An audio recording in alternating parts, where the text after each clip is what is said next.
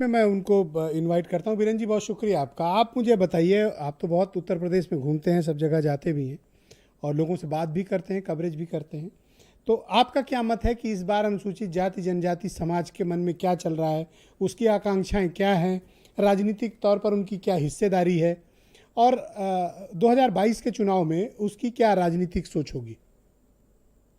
देखिए, दलित vote bank तो बड़ा महत्वपूर्ण है और इसको पाने के लिए कांग्रेस ने भी काफ़ी जतन किया। 50-60 साल उसने राज किया।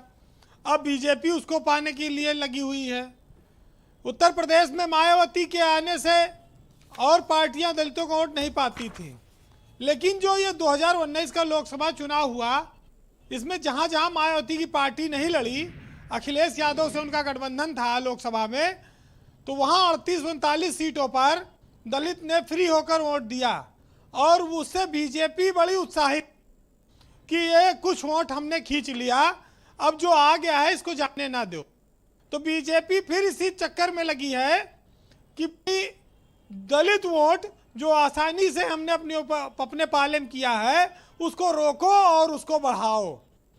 वो यही बात कहते हैं, अभी निर्मल जी भी कह रहे थे हमने राजनीतिक भागीदारियां काफ़ी बढ़ाई है, तो इसमें कोई शक नहीं है कि बीजेपी ने दलित वोट फायदा उठाया और मायावती इसी वजह से कमजोर होती गई। अगर उत्तर प्रदेश में बीएसपी यह कहती है कि 20% दलित है, तो विधानसभा की सीट 19 कैसे आ रही है? ये भी तो जवाब देना पड़ेगा ना। अच्छा भाई, बीजेपी ने SC/SC एक्ट, SC/ST एक्ट बहाल किया हुआ जी, लोकसभा चुनाव से पहले बहुत बड़ा रिस्क लिया और उसके नाते लोग कहते हैं कि मध्य प्रदेश में चुनाव भी हार गई। लेकिन जो लोग आज ये कहते हैं कि बीजेपी की सरकार में दलितों को सम्मान नहीं मिल पा रहा या आरक्षण खतरे में या संविधान खतरे में, उनके लोग शौचालय का पैसा तो ले रहे हैं ना, और मुफ्त राशन भी ले रहे हैं और PM आवास भी ले रहे हैं, तो क्या क्या रहा है मुफ्त में मिले, मुफ्त हम बेदर्दी से ले लो, और अगर कहीं बार विचारों किया है तो बताओ साहब ये गंदे हैं। जी, आवाज अगर बीजेपी कुछ सामान दे रही है जी, तो फिर वो उसके बदले वोट लेगी, और 2000 रुपया तो जो है हर तिमाही आ ही रहा है। अच्छा, आप ये बताइए कि जब चुनाव में करीब आता है, तो जब चुनाव करीब आएगा जी, तो आप पहुंच लेंगे, पैसा लेंगे और मीट मुर्गा लेंगे, तो और इल्जाम लगाएंगे कि साहब नहीं, वोट तो जो है एक समाज को मिलना चाहिए, समाज का नुकसान हो रहा है। तो आप ये बताइए कि बहुजन समाज पार्टी जो 30% वोट शेयर तक, 31% वोट शेयर तक पहुंच गई थी, 2007 में सत्ता में आए, आज इस स्थिति में क्यों है? और दूसरा, क्या आपको लगता है कि ये पूरी कम्युनिटी को साथ लेकर बीएसपी आगे बढ़ पाएगी? देखिए, कांसी राम ने जो पार्टी शुरू की थी, उनके जाने के बाद मायावती ने संभाली, मायावती सत्ता में रही, प्रचंड बहुमत की सरकार बनी, 4 बार मुख्यमंत्री बनी। लेकिन उस समय जब ये स्मारक बन रहे थे तो मायावती के ऊपर विपक्षी दलों ने बड़े आरोप लगाए जनता के धन की बर्बादी के। उसके अलावा मायावती की सरकार में कई सारे मंत्रियों को जेल चले गए, भ्रष्टाचार के आरोप लगे, और बीजेपी मायावती को दौलत की बेटी कहती थी। मायावती की सरकार में जनता से जो उनका कनेक्शन टूटा कुछ अफसरों की वजह से, उसका खामियाजा वो आज तक भोग रही हैं। आप ये देखिए कि अगर मायावती 19 विधानसभा सीट पर पहुंच गई हैं, अगर लोकसभा में गठबंधन सपा और बसपा करना हुआ होता तो उससे पहले 2014 में मायावती के पास 0 लोकसभा की सीटें थी। 2019 में वो 10 सीटें जीतने में कामयाब रहीं। विधानसभा की सीट उनके पास बची। ये अंतिम अवसर आप देख लीजिए मायावती के लिए दलित वोट बैंक को रोकने का है।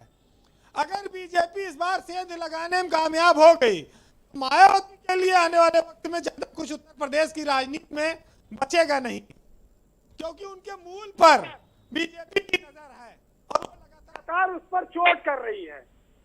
जी वीरेन कुछ जी। लोग कहते थे कि भाई वो आरक्षण खत्म कर दो, कुछ लोग आरक्षण पर इसलिए कायम है क्योंकि फायदा ले चुके हैं, जो मजबूत हो चुके हैं वो अपने बाल बच्चों को और मजबूत करना चाहते हैं। जी गरीब को आरक्षण का फायदा कितना मिल रहा है?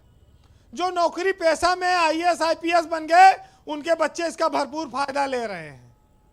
इस पर भी सरकार को कुछ सोचना होगा कि जो जिन घरों में अंधेरा है, दिया जल रहा है, जो गरीब लोग हैं जिनके पास पैसा नहीं है, जो गारा माटी ईंट ढोते हैं, वो उनके जीवन में कैसे रोशनी लाई।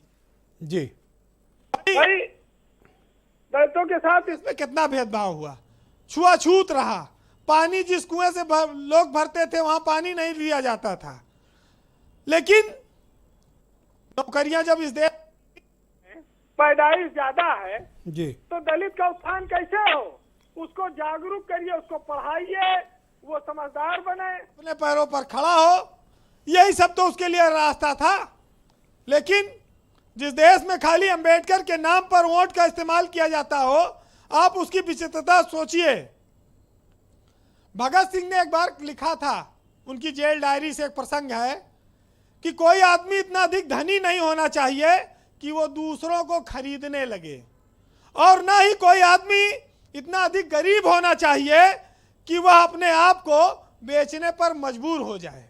जी हम भारी असमानताओं के बीच जी रहे हैं, इसलिए निरंकुशता है।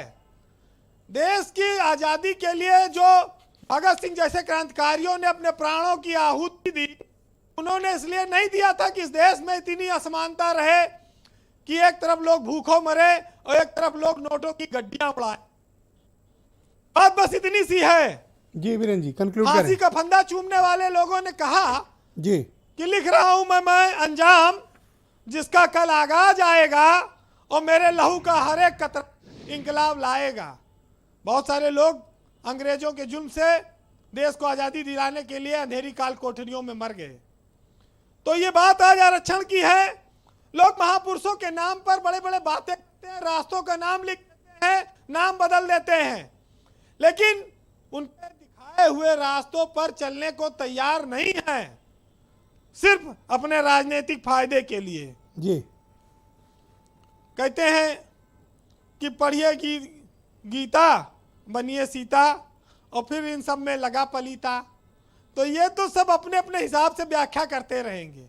बहरहाल एक छोटा सा प्रसंग सुनाऊंगा, उसके बाद समाप्त कर दूंगा कि राम ने सबरी के जूठे बेर खा लिए और हम प्यासे को पानी भी इस देश में जात पूछकर पिलाते हैं।